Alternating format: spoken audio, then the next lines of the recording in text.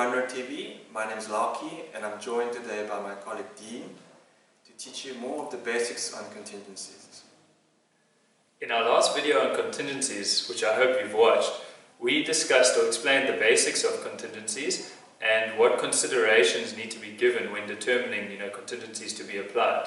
In this video, we're going to discuss what standard contingencies are and also go into what a contingency differential or spread is. We are often asked to apply standard contingencies. Now, what are they?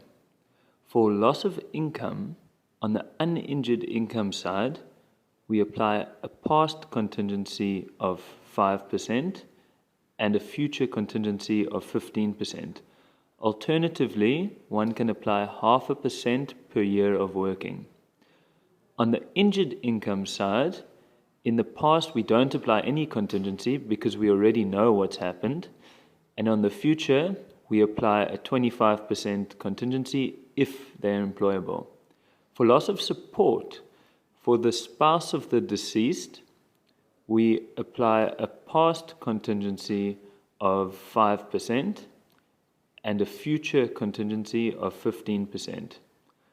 For the children of the deceased, we apply a past contingency of 5% and a future contingency of 10%. However, the RAF sometimes uses 15%. It's important to note that we mustn't be robotic when deciding on the level of contingencies. We should instead consider the specific risks associated with each claim at hand. For loss of income calculation, an attorney may ask for a contingency differential or spread of a certain percentage. A contingency differential of X% means that the contingency on uninjured income is X% less than the contingency on injured income. For example, the standard contingencies for loss of income is an example of a 10% contingency differential.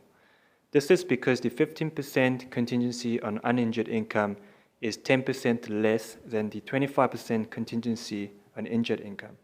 Another approach for loss of income contingencies would be to apply 0.5% per year of employment to the uninjured income, with the injured income contingencies to be negotiated depending on the nature of the injury sustained by the claimant. Let's take a look at another example.